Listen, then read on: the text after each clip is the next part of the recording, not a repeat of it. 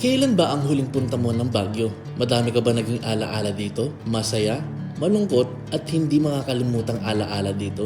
Tara, samahan niyo ako dito sa vlog ko. Kaya let's go! Nga pala, nag-bus kami galing Cubao sakay ang Genesis bus. Uy, dito na kami guys. Kakain na ba tayo? Kain muna bago pupunta sa pupuntahan namin. Where guys? Hi! Ano kaya masarap na ano di? Masarap kaya burger steak? sa Baguio. Hey, tour guide! Saan mo kami dadalhin? Dito tayo ngayon sa...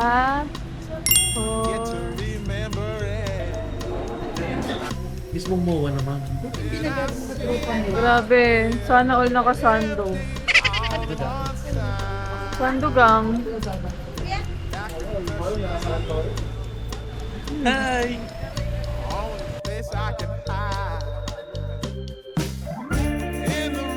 Ano? Ano, Tara? Tara! Tara? Arawan din. Sa wakas. Akala mo, alam mo na yung Baguio. Pero madami ka pa palang pwedeng puntahan katulad na lang ng Atok Benguet at ang Igorot Stone Kingdom na trending.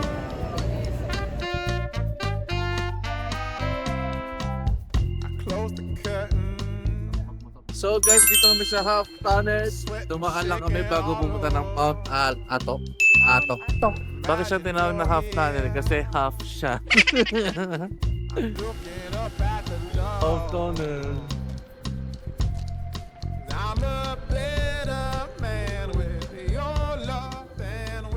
Alam mo ba, ang Baguio ay tinatawag na summer capital of the Philippines dahil nasa mahigit 1,500 meters above sea level. Dito na kami sa Mount Olis, guys. Olis na. Mount Olis. Sa Atok, Benguet. Ganda ng view, guys. Grabe. Super ganda ng view. Dito sa lugar na to, guys, maraming mga tanim na repolyones. Ganda ng view.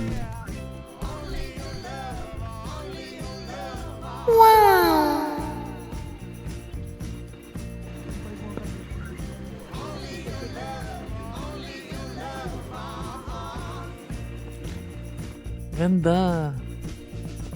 Amazing.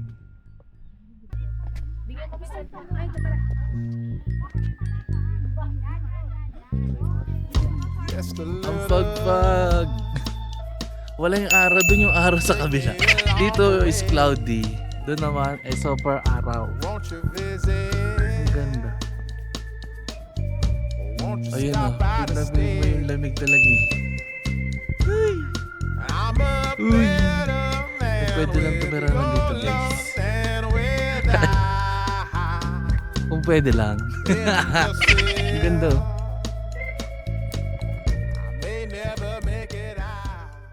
Mga 2 to 3 hours mula Baguio, mararating mo na ang Atok Benguet. Isa ito sa pinakamalamig na lugar sa Pilipinas at kilala sa Sea of Clouds at Flower Farms. Angkatin na natin yung pinakataas guys. Super taas na talaga.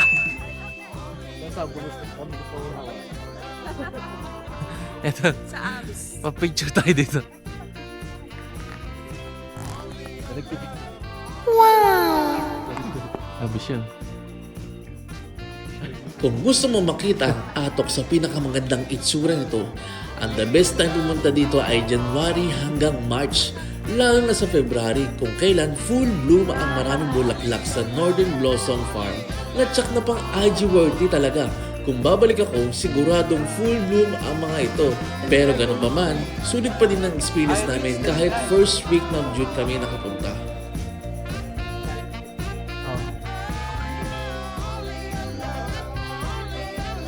Hey.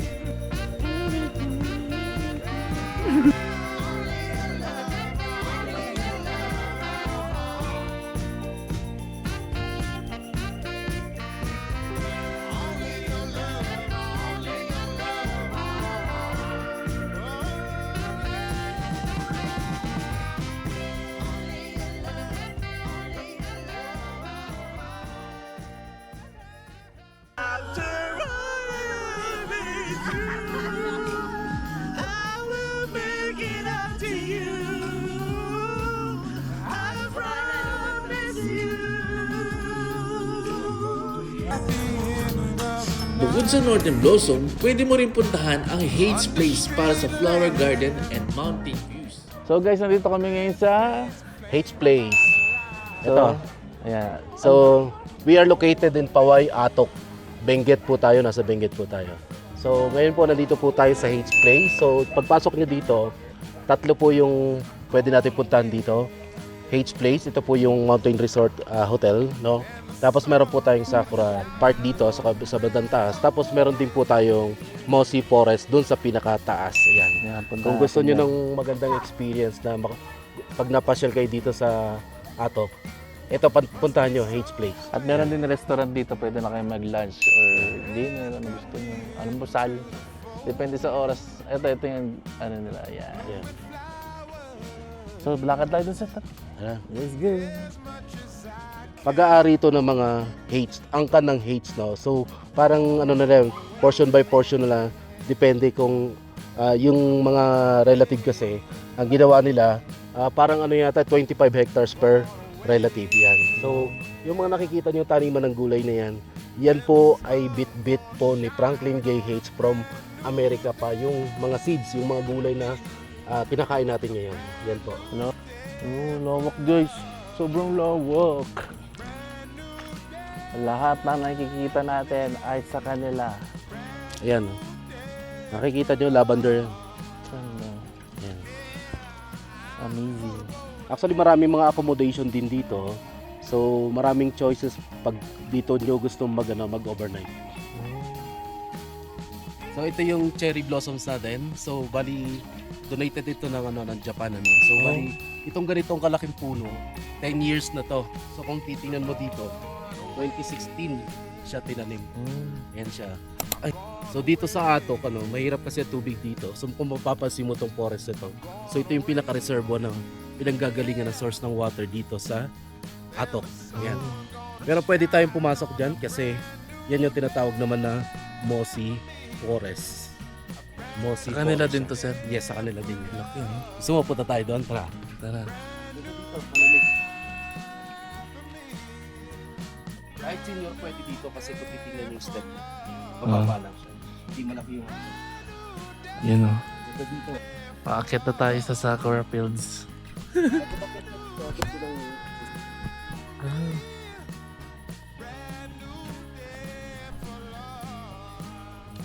itong mga puno na to, ito yung tinatawag na oakwood. Oakwood. Oo. Marami mga squirrel dito. Papakita ko sa iyo yung Hingal na. Ito daw yung mga bunga ng oakwood. bunga ng oakwood. Pagkain ng squirrel. Pagkain ng squirrel. Tadaan. Ang cute.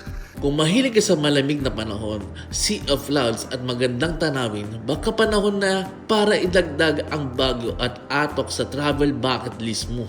At tandaan, mag-book o pumasyal kayo kapag January to March, basta hindi rainy season naman. Kung babalik ako dito, sisiguraduhin ko mag-overnight ako para masaksihan ko yung sunrise at sea of clouds dahil tanaw mo din yung ibang katabing bundok dito. Na-try mo na ba pupunta sa Atok? Comment down below kung anong favorite spot mo dito. So, yung ibang cherry blossoms may bulaklak na siya. Yan siya. Pero pag dating ng August, kasi month of August talaga nagbo-bloom yung bulaklak. August pala maganda pumunta August. dito, guys. Mga pupunta ng Baguio August para ano yung cherry blossom. Ayun, ang ganda oh. Alam mo ba, nasa Benguet din ang ilang pinakamataas na lugar sa Pilipinas. Kabilang dito ang Mount Pulag, ang pinakamataas na bundok sa Luzon, at ang highest point ng Philippine Highway System sa Atok na umaabot ng mahigit 7,400 feet above sea level. At kung mapapaliwanag ko sa inyo kung gaano kalamig dito, sana na lang lahat ng lugar sa Pilipinas ay ganito para makatipid tayo sa aircon.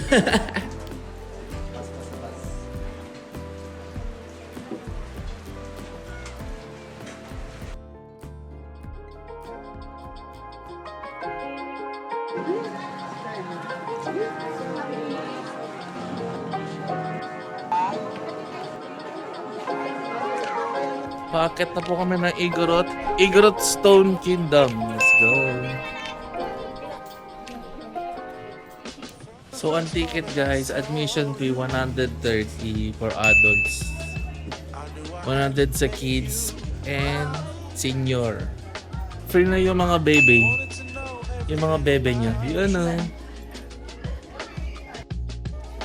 Let's go! Pasok na tayo sa Igorot. Hello po. Ate, pwede kayo mag-drone sa loob? Yes po, basta po. Yay! Pwede. Ang ganda ni ate no? Ay! Let's go! After all, nakapunta na rin dito sa Igorot Stone. Daming tao guys. Pero konti lang to kasi marami na yung dati.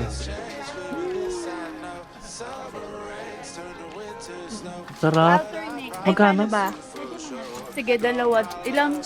Wow, Alternate food na trip na naman. Pagsabay mo ng mangga. Ewan ko Pag lang sarap talagang yan, tandem. SM na talaga sa ano. Mangga Ito, ka 100. ice cream. Tandem na tandem. Alam mo ba, ang Igorot Stone Kingdom ay isa sa mga pinakabagong tourist attraction sa Baguio City. Itinayo ito bilang simbolo ng kultura, kasaysayan at pamana ng mga Igorot gamit ang libu-libong bato na maingat na pinagsama-sama upang makabuo ng isang kahanga-hangang stone village. Ang disenyo ng Igorot Stone Kingdom ay hango sa tradisyonal na pamumuhay at arkitektura ng mga katutubong komunidad sa Cordillera. Charmaine. Ano? What? Are nice?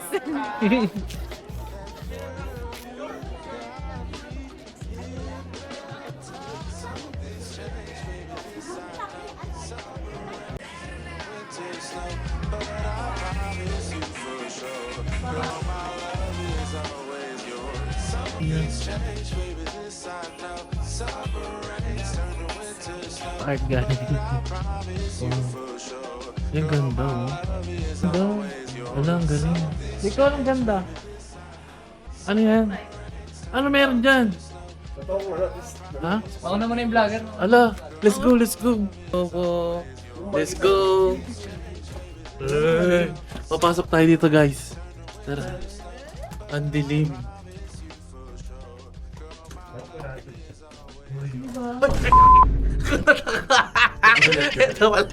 Ito na pala siya. Okay. Akala ko naman talaga, natakot ako. Ito. Gulat ako, kala ko maglatas salita siya. Sir Joyat! Ay, Diyo! Diyan pala ka?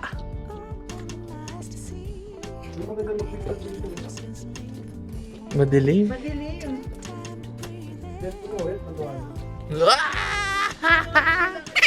Ito na yung perfect spot. Yes!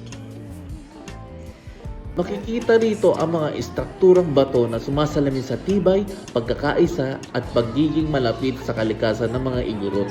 Hindi lamang ito isang pasyalan, kundi isang lugar na nagpapakita ng sipag at pagtutulungan ng mga komunidad.